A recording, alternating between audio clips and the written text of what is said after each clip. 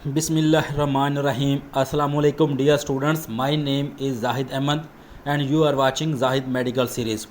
दोस्तों, आज हम जिस टॉपिक पे बात करने वाले हैं वो है एंजाइम। स्टूडेंट, एंजाइम्स क्या होते हैं इसके बारे में आज हम डिस्कस करेंगे। अगर हम स्टूडेंट्स जर्नल बॉडी की स्ट्रक्चर को देखें तो हमें पता है कि ह्यूमन बीइंग्स की पूरी की बॉडी के अंदर जो है वो डिफरेंट टाइप के रिएक्शन टेक प्लेस हो रहे होते हैं, जिसको हम क्या कहते हैं, हम कहते हैं कि बॉडी के अंदर केमिकल रिएक्शन टेक प्लेस हो रहे हैं। स्टूडेंट्स, हमारी बॉडी की डिफरेंट टाइप की मूवमेंट्स के लिए क्या होता है, बॉडी को एनर्जी की ज़रूरत होती है। अगर हमसे कोई पूछे कि बॉडी को जो डिफरेंट टाइप के मूवमेंट्स के लिए जो हमारा ब्रेन वर्क कर रहा है, हमारी आई की मूवमेंट्स, हमारे मसल्स की कॉन्ट्रैक्शन, ये सब के लिए जो एनर्जी है, ये एनर्जी आती कहाँ से है, तो हम कहते हैं कि हमारी बॉडी जो है वो एनर्जी यूज़ करती है in the form of ATP. अब क्वेश्चन ये उठता है कि वो एटीपी जो है वो कहाँ से आती है, तो एक सादा सा आंसर होगा कि ग्लूकोज की ब्रेकडाउन से।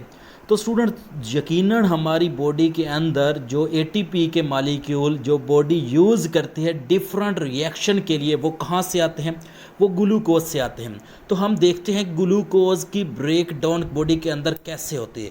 तो स्टूडेंट्स, अगर हम डिस्कस करें ग्लूकोज को, तो ग्लूकोज का जो फार्मूला होता है वो होता है C6H12 और O6।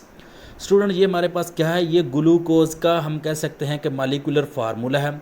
स्टूडेंट, जब ग्लूकोज की ब्रेकडाउन होती है तो क्या बनता है, ग्लूकोज जो है वो ब्रेकडाउन हो के कार्बन डाइऑक्साइड और हमारे पास क्या वाटर बनाता है, क्या होता है, साथ वाटर के मालिक्यूल बनते हैं। स्टूडेंट, इस पूरे रिएक्शन में जो एक ग्लूकोज का मालिक्यूल होता है, इसकी ब्रेकडाउन से कार्बन डाइऑक्साइड और वाटर तो बनते ही बनते हैं, लेकिन साथ एटीपी के मालिक्यूल भी रिलीज़ होते हैं। क्या होते हैं, साथ एटीपी के मालिक्यूल भी रिलीज़ होते हैं। और अगर क्वेश्चन ये पूछा जाता है कि एक ग्लूकोज के मालिक्यूल की ब्रेकडाउन से कितने एटीपी के मालिक्यूल बनते हैं, तो स्टूडेंट्स, एक ग्लूकोज के मालिक्यूल की ब्रेकडाउन से 40 एटीपी के मालिक्यूल रिलीज़ होते हैं। तो स्टूडेंट्स, अब हम ये बात करते हैं कि एंजाइम्स का फिर क्या रोल होता है, क्यों ज़रूरी होते हैं एंजाइम। अगर स्टूडेंट ये रिएक्शन ऐसे ही सिंपल टेक प्लेस हो एंजाइम के बगैर, तो क्या होता है, ये रिएक्शन स्लो होगा। क्या होगा, रिएक्शन स्लो होता है। और अगर रिएक्शन स्लो होगा तो हमारी बॉडी जो है वो प्रॉपर वर्क नहीं कर पाएगी। अब क्या होगा, रिएक्शन को फास्ट करना ज़रूरी होगा। तो स्टूडेंट्स, क्या होता है, रिएक्शन को फास्ट करने के लिए अगर हम लेबॉर्ट्री वगैरह में बात करें तो हम क्या कहते हैं कि वो ऐसे एजेंट जो कि किसी केमिकल रिएक्शन को बढ़ाते हैं, उसको स्पीड अप करते हैं, उसको फास्ट करते हैं, तो वो उनको क्या कहते हैं, कैटालिस्ट कहा जाता है। क्या कहा जाता है, these are called catalyst. Catalyst क्या होते हैं, ऐसे एजेंट होते हैं जो कि केमिकल रिएक्शन को स्पीड अप करते हैं। लेकिन अगर यही कैटालिस्ट लिविंग बॉडी के अंदर, इंसान के अंदर किसी रिएक्शन को स्पीड अप कर रहे हों, तो इनको कहा जाता है बायो कैटालिस्ट। क्या कहते हैं, these are called bio catalyst. इनको क्या कहते हैं, bio catalyst. Student, bio means क्यों कहा, क्योंकि ये लिविंग बॉडी के अंदर हो काम कर रहे हैं, तो इसीलिए ऐसे कैटालिस्ट को बायो कैटालिस्ट कहते हैं। स्टूडेंट, यही बायो कैटालिस्ट जो होते हैं इनको एंजाइम कहा जाता है। These are called enzyme. क्या होते हैं, एंजाइम, जो कि लिविंग बॉडी के अंदर केमिकल रिएक्शन को स्पीड अप करते हैं। एंजाइम को क्या कहा जाता है, इनको बायो कैटालिस्ट भी कहा जाता है। तो स्टूडेंट, यही हमारी बॉडी के अंदर रोल होता है एंजाइम का, यानी हमें जो डिफरेंट टाइप की एक्टिविटी की ज़रूरत होती है उसके लिए हमें एटीपी के मालिक्यूल चाहिए होते हैं।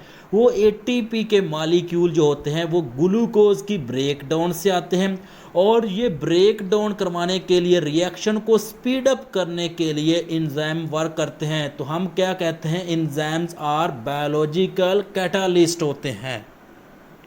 स्टूडेंट्स अगर हम बात करें कि ह्यूमन बॉडी के अंदर कौन कौन से रिएक्शन टेक प्लेस हो रहे होते हैं और वो कौन से रिएक्शन होते हैं जिनको एंजाइम स्पीड अप करता है, तो स्टूडेंट्स हमारी बॉडी के अंदर दो तरह के रिएक्शन होते हैं। एक होते हैं एनाबॉलिक रिएक्शन। कौन से होते हैं?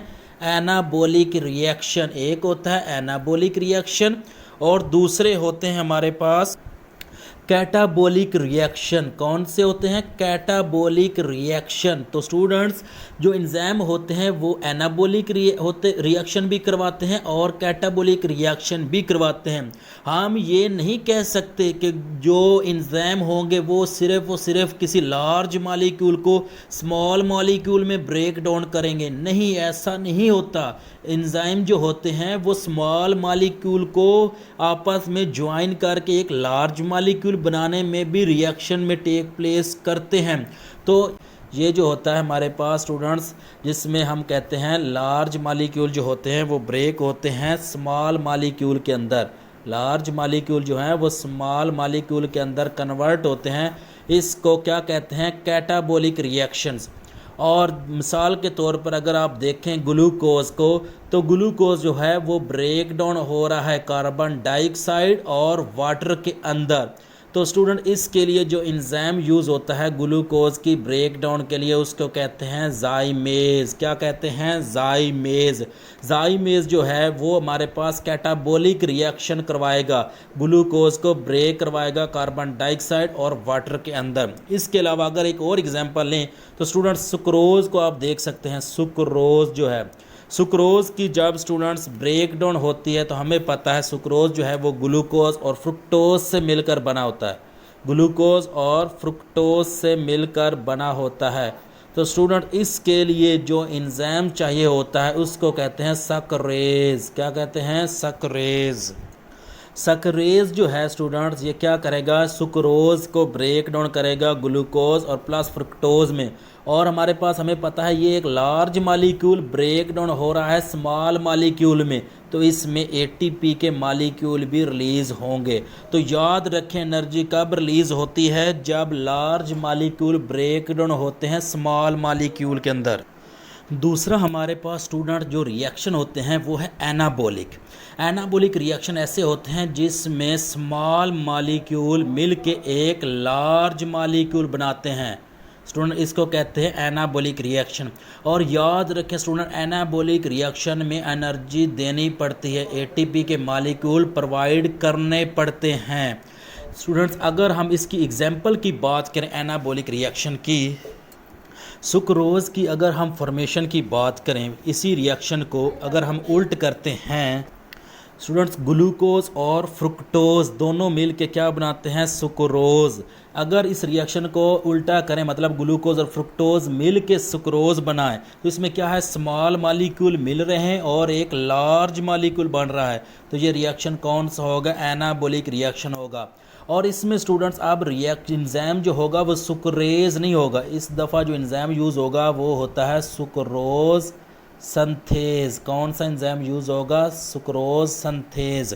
तो स्टूडेंट्स एंजाइम जो होते हैं वो दोनों रिएक्शन के लिए डिफरेंट यूज़ होते हैं।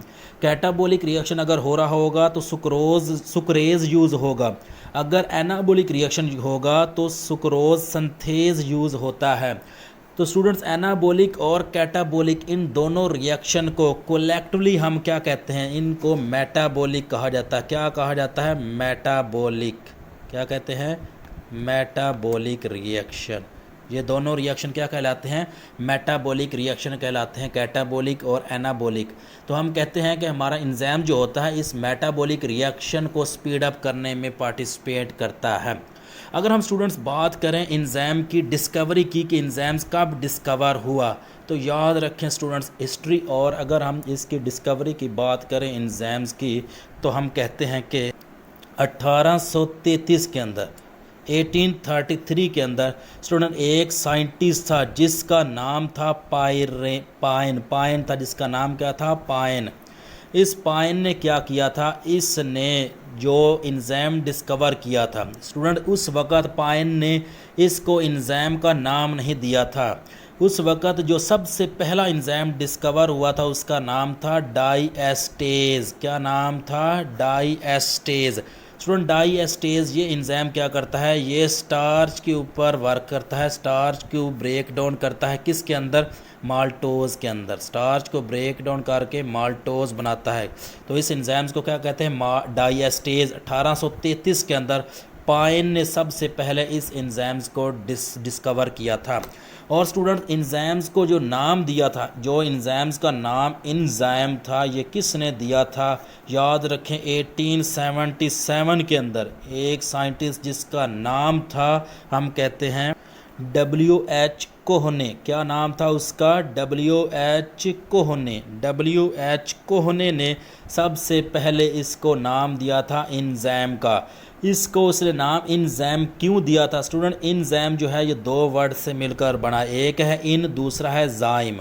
एंजाइम, इन का मतलब होता है कोई चीज़ इनसाइड होना, इनसाइड, इनसाइड। और जाइम का मतलब स्टूडेंट जी कहते हैं यीस्ट को। क्या कहते हैं? जाइम कहते हैं यीस्ट को। अब उसने इसको एंजाइम क्यों कहा था? क्योंकि स्टूडेंट ये सबसे पहले जो था यीस्ट के अंदर मिला था, इसीलिए उसने इसको नाम दिया था एंजाइम का। यीस्ट असल में ये एक फंजाई होती है स्टूडेंट। क्या होती है? ये फंजाई होती है। और यीस्ट के अंदर हमें क्या मिला था? एंजाइम मिला था, इसलिए उसने इसको नाम दिया एंजाइम का मतलब इनसाइड द यीस्ट। तो स्टूडेंट ये था हमारा कुछ डेफिनेशन के बारे में एंजाइम के, और कुछ हिस्ट्री के बारे में हमने डिस्कस की। नेक्स्ट वीडियो में हम मज़ीद डिस्कस करते हैं एंजाइम के बारे में।